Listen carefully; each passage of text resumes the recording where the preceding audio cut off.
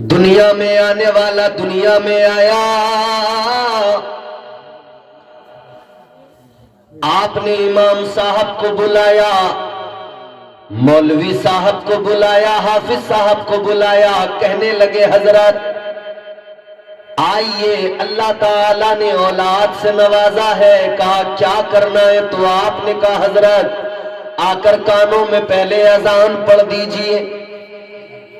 بچے کے کان میں اذان، اسلام کی تعلیم یہیں سے شروع ہو گئی۔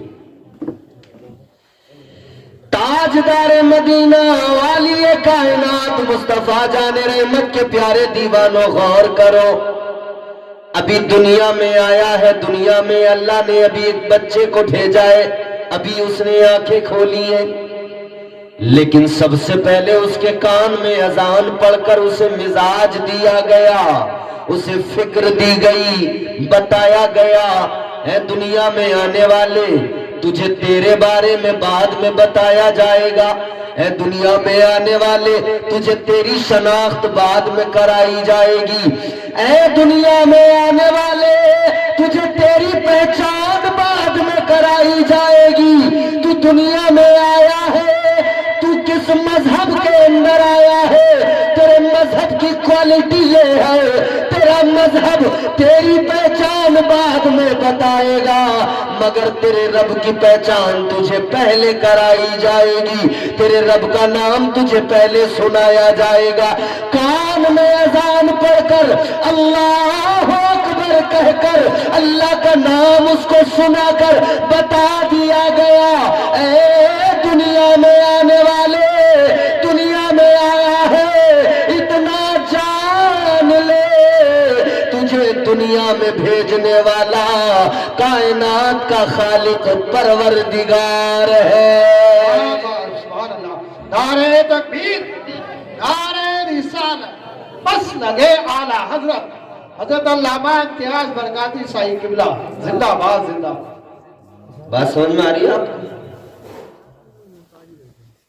بات سمجھ میں آ جانی چاہیے، بالکل اطمینان سے سنیں۔ میرا مزاج ہے، میں چاہتا ہوں کہ میں بھی زیادہ چیخنا چلانا نہ کروں اور آپ بھی اطمینان سے کوئی نہ کوئی پیغام دے کر جائیں۔ اب غور فرمائیے، آنے والا دنیا میں آ گیا، سب سے پہلے اس کو اللہ کی پہچان کرائی جا رہی ہے، رب کا نام سنایا جا رہا ہے۔ اللہ اکبر، اللہ اکبر، اللہ بہت بڑا ہے، یہی تو ہے معنی۔ اللہ، بولیے اللہ، اللہ بہت بڑا ہے۔ دنیا میں کئی لوگ ایسے بھی آئے، دولت کے زوم میں، طاقت کے زوم میں، اقتدار کے زوم میں، انہوں نے کہا ہم بڑے۔ وہ جو اپنے آپ کو بڑا کہتے تھے، اللہ تعالیٰ نے ان کی اوقات ان کو دکھائی۔ دنیا میں ایک بادشاہ گزرا، نام اس کا نمرود، وہ کہتا تھا انا ربکم الاعلی، کہتا تھا میں سب سے بڑا رب ہوں۔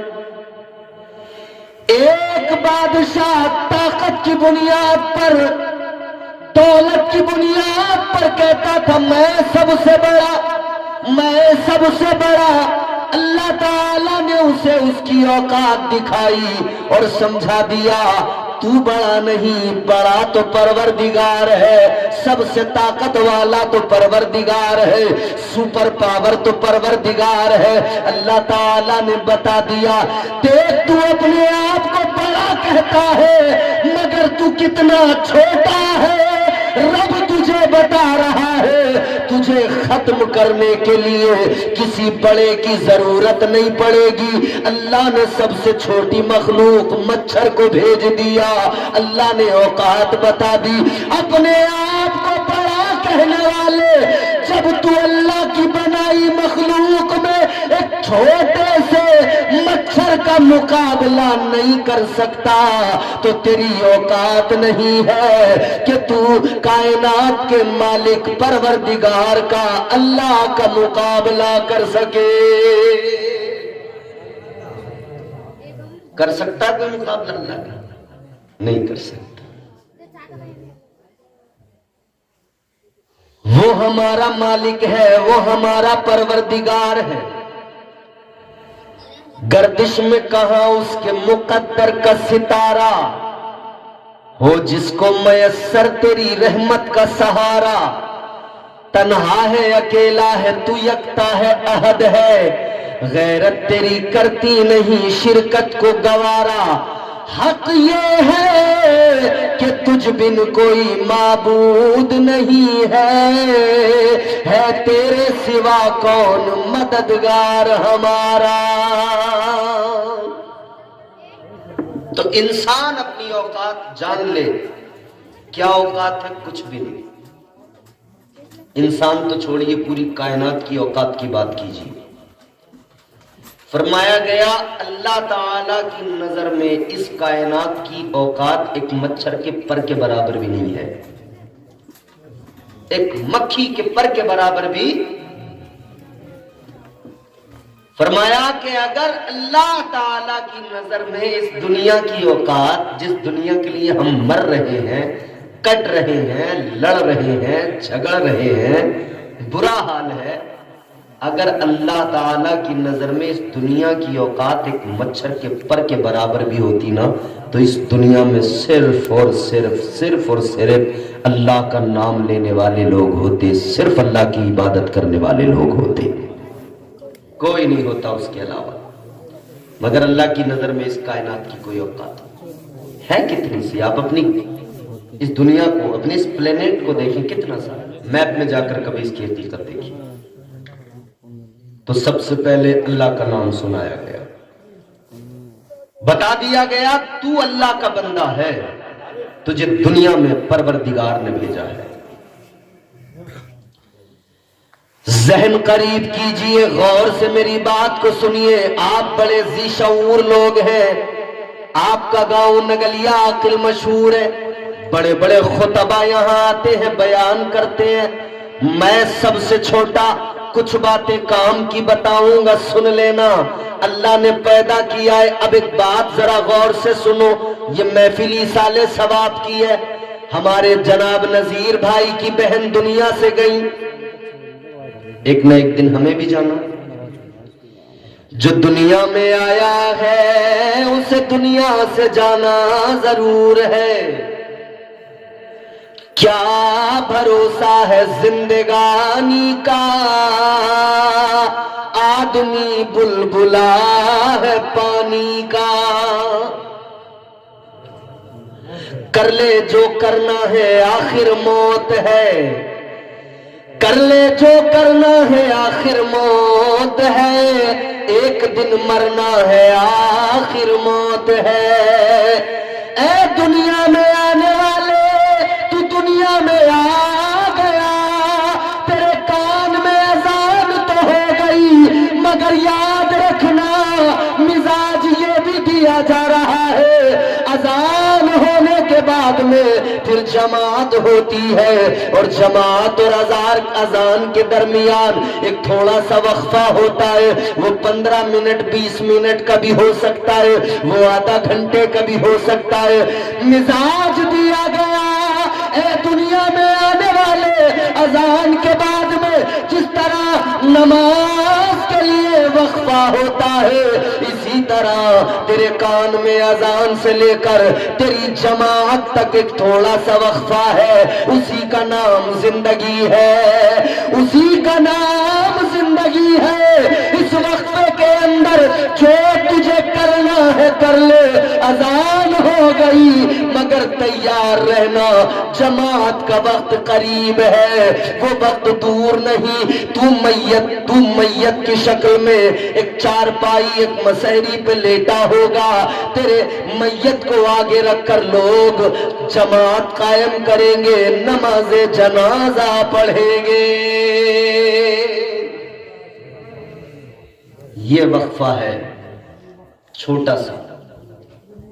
اچھا جب اذان ہو جاتی ہے جناب اور جماعت تک کا جو وقت رہتا ہے، آپ نے سنت پڑھ لی، مان لیجیے آپ ظہر کی نماز میں گئے، فجر کی نماز میں گئے، فجر میں پہنچے، آپ نے پہلے 2 سنت پڑھ لی. اب 15 منٹ کا 20 منٹ کا جو وقفہ تھا، آپ اس وقفے میں کیا کرتے ہیں؟ مسجد میں بیٹھ کر آپ اس وقفے میں کرکٹ کھیلتے ہیں، والی بال کھیلتے ہیں، فٹ بال کھیلتے ہیں، بیڈمنٹن کھیلتے ہیں، کیا کرتے ہیں اتنی دیر میں؟ کوئی تسبیح پڑھنے میں لگا ہے، کوئی اللہ کا ذکر کرنے میں لگا ہے، کوئی قرآن کی تلاوت کرنے میں لگا ہے. ارے کتنے بڑے نادان ہیں ہم، ہر روز مسجد میں جا کر سبق سیکھتے ہیں کہ اذان سے لے کر جماعت تک جو کام ہے وہ ذکر و اذکار کا، تلاوت کا کام ہے. مسجد میں برابر کرتے ہیں، مگر زندگی کی اذان سے لے کر زندگی کی جماعت جو موت کے ساتھ ہوگی، اس وقفے کے اندر ہم ذکر و اذکار بھول کر کھیل تماشے ناچ گانوں میں لگ جاتے ہیں. کتنی عجیب بات ہے.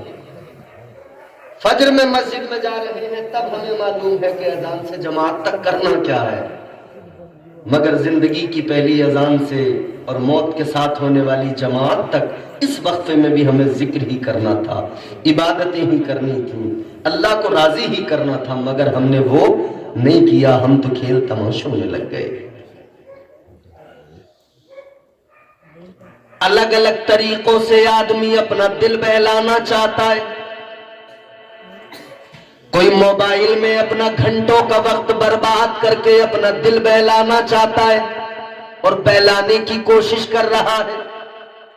کوئی کرکٹ کھیل کے اپنا دل بہلانا چاہتا ہے، کوئی کرکٹ میں دل بہلا رہا ہے، کوئی لوڈو کھیل کر اپنا دل بہلانے کی کوشش کر رہا ہے، کوئی بیڈمنٹن کھیل کر اپنا دل بہلانے کی کوشش کر رہا ہے، کوئی گلی ٹول کھیل کر اپنا دل بہلانے کی کوشش کر رہا ہے. دل بہلانے کی کوششوں میں لوگ اتنا آگے بڑھے کہ لوگ دل بہلانے کے لیے شرابیں پینے لگے، دل بہلانے کے لیے عیاشیاں کرنے لگے، دل بہلانے کے لیے بدماشیاں کرنے لگے، دل بہلانے کے لیے چوریاں کرنے لگے، دل بہلانے کے لیے بدکاریاں کرنے لگے.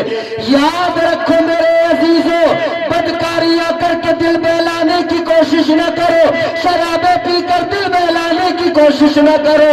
دل بہلانا ہے تو ایسے بہلاؤ کہ دل ادھر بھی بہل جائے اور جب قبر میں جاؤ قبر میں بھی دل بہل جائے. آخرت میں جب پروانہ جنت ملے ادھر جنت کی بہاروں کو دیکھ کر دل بہل جائے.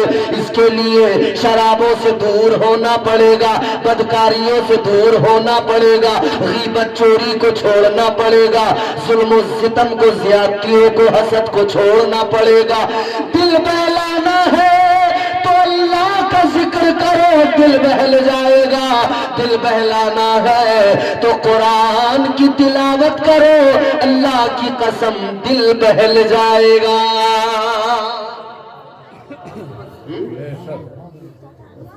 مگر عجیب بات ہے نا، دل بہلانے کے لوگ الگ الگ طریقے ڈھونڈ رہے. ایک 20 سال کا نوجوان، 25 سال کا نوجوان کسی دیوار پر زکند مار کے اپنا دل بہلانا چاہتا ہے. آپ سمجھ رہے ہوں گے میری بات، اور نہ سمجھے ہوں تو میں اور آپ کو مزاح میں ہی سمجھا دیتا ہوں. عین سے اس نے آپ لکھا ہو، بالخصوص یہ نوجوان تاک جھانک والے، دل بہلانے کے چکر میں تاک جھانک جو ہوتی ہے. میرے یہ جو میں سنا رہا ہوں 4 مصرے غور سے سن لیں. عین سے اس نے آپ لکھا ہو، ایسا بھی ہو سکتا ہے پڑھا لکھا وہ شخص گدھا ہو، ایسا بھی ہو سکتا ہے. ایسا لگ رہا ہے کہ آپ بہت زیادہ تھک چکے ہیں، اب آپ کا سننے کا موڈ ہے نہیں.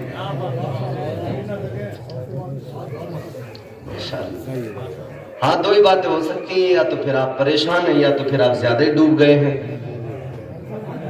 اللہ خیر فرمائے، کہیں کہیں بول بھی جایا کریں تاکہ مجھے بھی ڈر نہ لگے کہ کئی بار نہ بولنے میں خطرہ یہ بھی ہو جاتا ہے کہ یہ غصے میں تو نہیں بیٹھا ہے، سمجھ رہے؟ عین سے اس نے آپ لکھا ہو ایسا بھی ہو سکتا ہے، پڑھا لکھا وہ شخص گدھا ہو ایسا بھی ہو سکتا ہے، غیر کے گھر میں تو جو گھسا ہے اپنا دل بہلانے کو، تیرے گھر کوئی اور گھسا ہو ایسا بھی ہو سکتا ہے۔ اپنا دل بہلانے کے چکر میں کسی کی دیوار کو پھاند کر اندر جا کر اپنا دل بہلانے والے یاد رکھ، تو دوسرے کے گھر میں گھسا ہے، اپنے گھر کی بھی فکر رکھنا، کہیں ایسا نہ ہو تیرے گھر میں کوئی اور گھس کے اپنا دل بہلا رہا ہو۔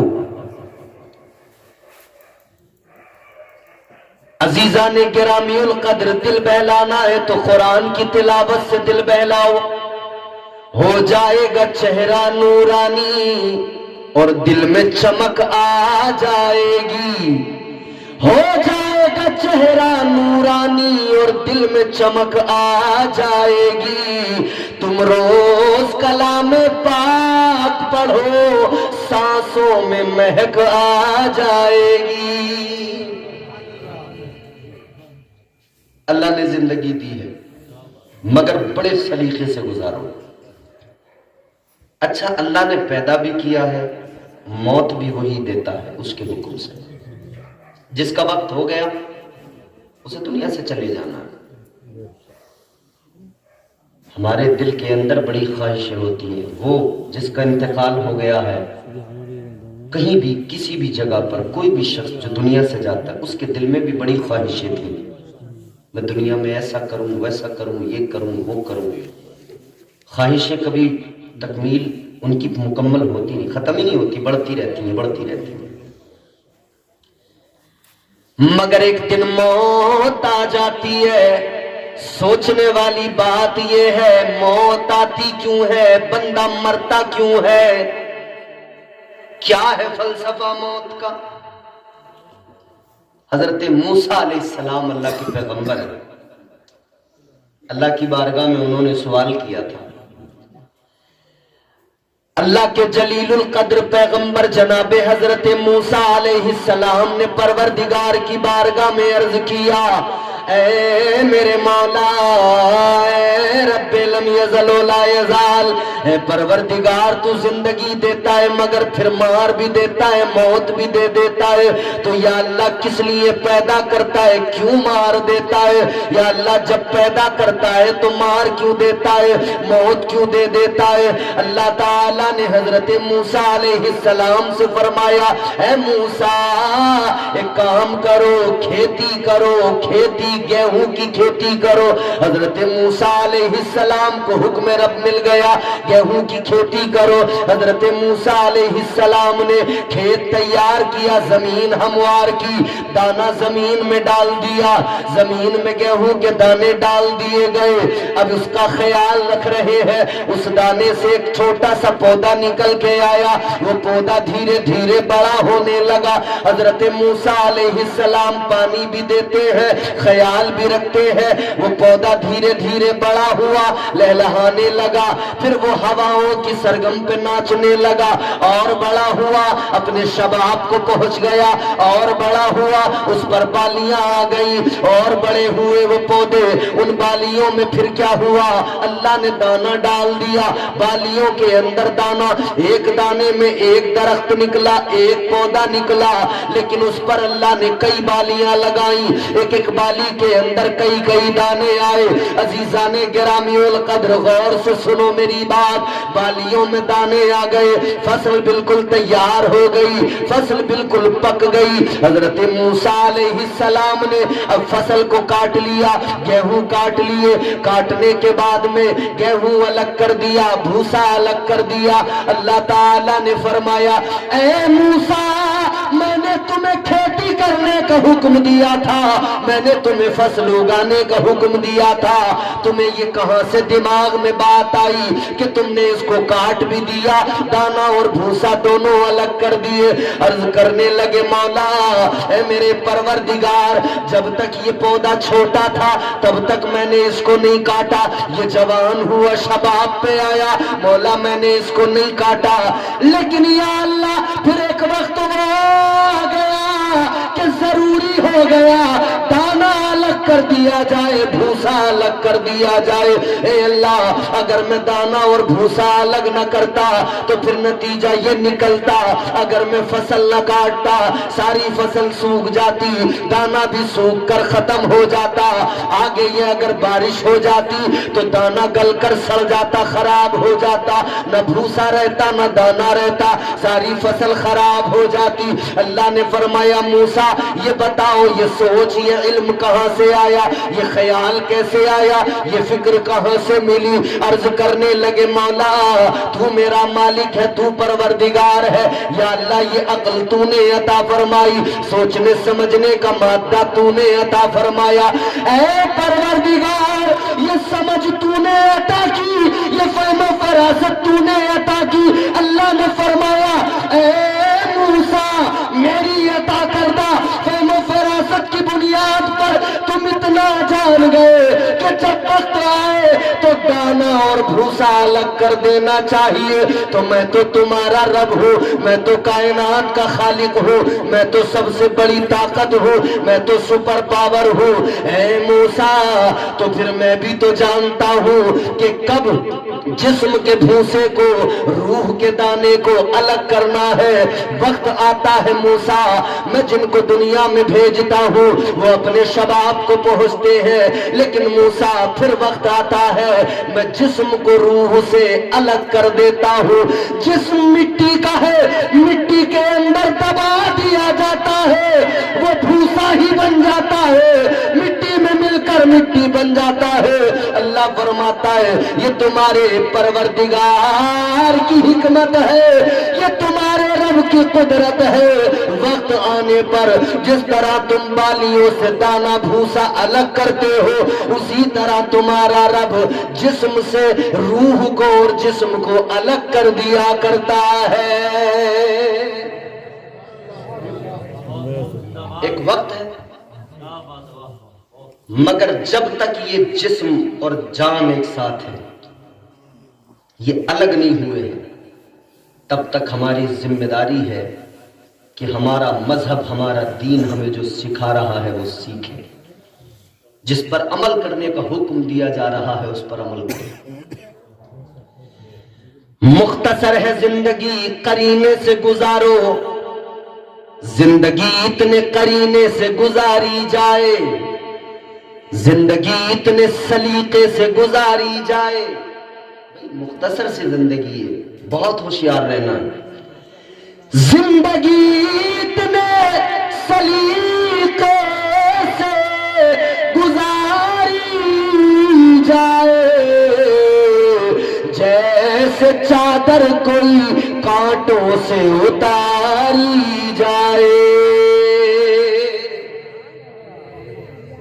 मुख्तसर से जिंदगी है, सलीके से गुजारो।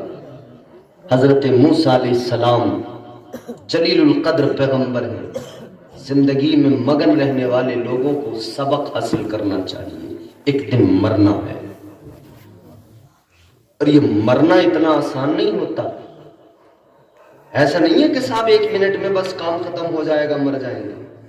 हमारे यहाँ हम बोलते हैं ऐसा कि साहब अभी सांसें चल रही थी, बस पानी हमने जरा सा मुंह में डाला है, एक बार तो 1 चम्मच पानी पी लिया, दोबारा डाला तो पानी न पी सके, इंतकाल हो गया। होता है ना? यानी इंसान देखो ना यार कितना इतराता है, कितना करता है, जबकि ये जानता है एक दिन अंजाम यही होगा कि अपने हाथ से पानी भी नहीं पी सकूंगा। एक दिन अंजाम ये होगा कि आज जिस जवानी पे मैं नाश करता हूं, इतराता हूं, एक दिन वो होगा अपने पैरों पे सलीके से चल भी नहीं पाऊंगा। फिर मुझे सहारा दे दे कर लोग चलाएंगे, پھر مجھے سہاروں کی ضرورت پڑے گی۔ اتنا سب جان کر بھی آدمی کتنا بڑا انجان ہے۔ عقل ہے، سوچ سمجھ فکر، اللہ نے سمجھ دی ہے، عقل دی ہے، سمجھنے کا مادہ عطا کیا ہے، مگر وہ کسی بزرگ نے، کسی اللہ والے نے کہا نا، انسان اگر اللہ کی دی ہوئی عقل کا صحیح استعمال کر لے تو اس سے بڑا دانشور کوئی نہیں، اور اگر یہ بد دماغ بن بیٹھے تو پھر اس سے بڑا بے وقوف بھی کوئی نہیں۔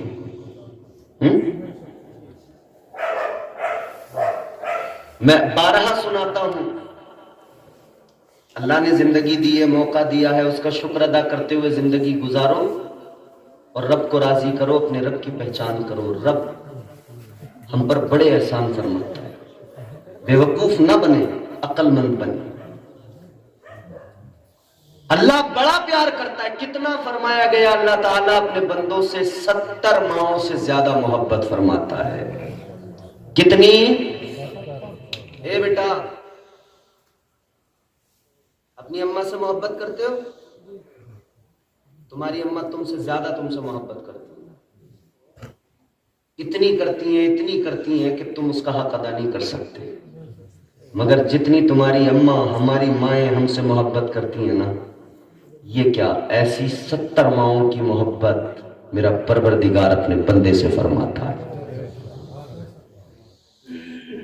ایک اللہ والے، ایک پیر درویش، سچے بزرگ کوئی، ان کی بارگاہ میں کوئی مرید بیٹھا تھا، ان کا سچا مرید، سچا پیر، سچا مرید۔ آج کل تو پیر بھی جعلی، مرید بھی جعلی، پیر بھی ایک نمبر کا مکار، مرید اس سے بڑا مکار۔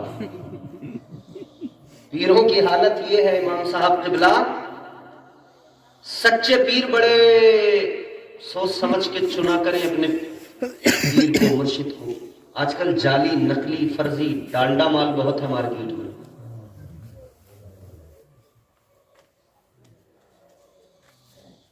ایسے ایسے پیر ملیں گے کہ دن بھر اپنا تمام اچھا ہٹا کٹا موٹا تازہ ہوگا، چلتا پھرتا رہے گا، کھاتا پیتا رہے گا، اور نماز کی بات آئے گی تو نماز ایک وقت کی نہیں پڑے گا۔ ایسے پیر جو ہوتے ہیں نا، ان کی پیری پہ پیر رکھنے کی ضرورت ہے۔ ایک پیر مجھے ملا تھا، بڑا موٹا تازہ تھا، جس نے بلایا تھا، وہ ہم امامت کرتے تھے، تو اس نے کہا امام صاحب آپ کی دعوت ہے۔ ہم چلے گئے، میں نے کہا بھائی کوئی پیر صاحب آئے۔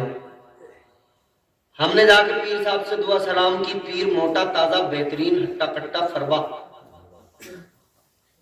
مرید نے بکرا بنایا اور پیر بکرے کو ایسے کھا رہا تھا جیسا بکرا گھاس کو کھاتا ہے۔ پیر نے میاں بکرا ادھیڑ دیا، کھا پی کے بڑھیا بالکل بہترین کھا پی کے ذرا سا ٹہلا، اور جب ظہر کی اذان ہوئی نا، جیسی اذان اللہ اکبر اللہ اکبر، ادھر مسجد میں اذان ہوئی، ادھر پیر صاحب نے اپنا موسم بنایا، اذان مکمل ہوئی، پیر چارپائے پہ لمبا لمبا۔ پیر صاحب اذان ہوتی لیٹ گئے، ہو سکتا ہے 5-10 منٹ کے لیے لیٹے ہوں، پھر اٹھ کے نماز پڑھو۔ میں نے جو دیکھا تو پیر لیٹ کے نیت کر رہا ہے اللہ اکبر، چارپائی پہ لیٹ کے۔ میں بولا اس کے مرید سے، میں نے کہا یہ کیا چکر ہے، تیرا پیر اچھا بھلا موٹا تازہ تندرست، ابھی چل پھر رہا تھا، دوڑ رہا تھا، کھانا کھا کے ٹہل رہا تھا، اذان ہوتی لمبا لمبا چارپائی پہ اللہ اکبر۔ بولے وہ پیر صاحب سے کھڑا نہیں ہوا جاتا۔ اچھا، میں نے کہا اس کمبخت سے کھڑا نہیں ہوا جاتا تو بیٹھا بھی نہیں جاتا کیا اس سے؟ ابھی تو بیٹھ کے اس نے بکرا کھایا ہے۔ اگر کھڑے ہونے کی طاقت جسم میں بالکل نہیں ہے، کھڑا نہیں ہو سکتا، تو لیٹنے کا حکم تھوڑی یہ بیٹھ کے پڑھ۔ میں نے کہا ابھی تو یہ ٹہل رہا تھا کھا کے، اس کی ٹانگیں برابر کام کر رہی تھی، اور میں کہہ رہا ہوں اگر اس کے گھوڑے بالکل فیل ہو گئے، ٹانگیں اگر بالکل خراب ہو ہی گئی، بیٹھ کے تو پڑھ سکتا تھا، بیٹھ کے بھی نہیں پڑھی، لمبا ہو گیا چارپائی پہ، پتہ لگ گیا فرضی ہے۔ ایسے فرضی بہت ملیں گے، خود کو بچانا۔ جو روٹی یہاں کھائیں گے، مرغے کی ٹانگیں یہاں کھائیں گے، اور کہیں گے نماز تو ہم کعبے میں جا کے پڑھتے ہیں، نماز تو ہم مکہ شریف مسجد حرام میں پڑھتے ہیں۔ بس جیسے اتنا کہیں نا کعبے میں پڑھتے ہیں، بس کہہ دینا کہ بھائی جب تو نماز کعبے میں پڑھ سکتا ہے، نماز تو عرب میں جا کے مکہ شریف میں پڑھ سکتا ہے، تو بھائی تجھے یہاں سے اچھے کھانے کے ہوٹل وہیں ملیں گے، یہاں سے اچھے انتظام وہیں ملیں گے۔ ہم نے تو حاجیوں سے سنا ہے، عمرہ پہ جانے والوں سے سنا ہے، وہاں کوئی بھی چلا جائے بھوکا کبھی نہیں مر سکتا ہے، مکہ اور مدینہ میں کبھی کوئی بھوکا نہیں مر سکتا ہے، تو وہاں بہت کچھ ملتا ہے بھائی۔ جب نماز وہاں پڑھتا ہے تو آتے ٹائم کھانا بھی کھا کے آیا کر، جب نماز وہاں پڑھتا ہے تو کھانا کھانے ادھر کیوں آتا ہے؟ تو یاد رکھیں پیر سچا ملنا اس دور میں، پیر سچا تلاش کریں، پیر سچا ملنا اتنا آسان نہیں ہوتا۔ بہرحال سچا پیر تھا، سچا مرید تھا۔ مرید نے کہا، وہ پیر نے مرید سے ایک سوال کیا، اللہ والے نے فرمایا ایک سوال ہے۔ جی حضور کیا ہے؟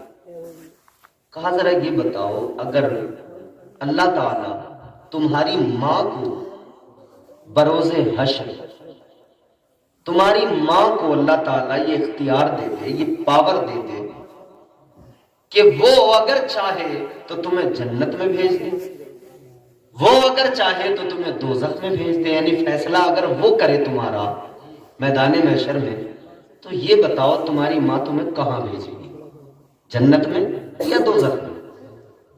سوال، اب یہ سوال اگر میں آپ سے کروں کہ اگر قیامت میں میدان محشر میں اللہ تعالیٰ ماؤں کو اختیار دے کہ وہ چاہے تو دوزخ میں بھیج دے، وہ چاہے تو جنت میں، تو دل پہ ہاتھ رکھ کے بتانا ماں کہاں بھیجے گی؟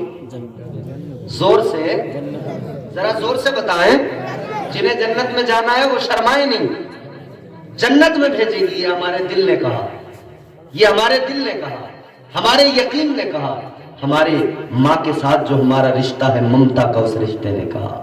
اب غور کریں،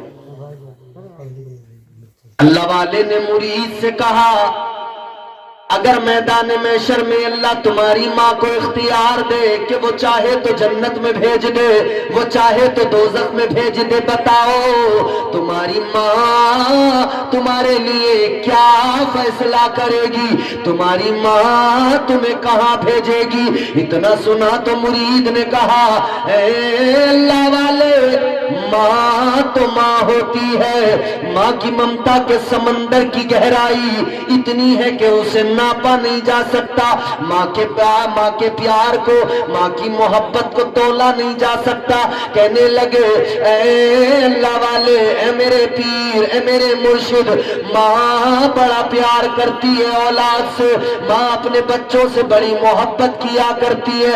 کہنے لگے ماں تو ماں ہے، اگر ماں کو اللہ نے اختیار دیا یقیناً ماں ہر حال میں جنت میں داخل کرے گی۔ کہنے لگے ماں یقیناً جنت کا فیصلہ کرے گی۔ اتنا سنا تو پیر مسکرانے لگے، ہنسی آ گئی، پھر ذرا دیکھا تو غمگین ہو گئے، آنکھوں میں آنسو بھی آ گئے۔ مرید نے کہا حضور معاملہ کیا ہے؟ ابھی پہلے آپ مسکرائے، اب آپ کی آنکھوں میں آنسو آ گئے، اب آپ کی آنکھیں اشک بار ہو گئی۔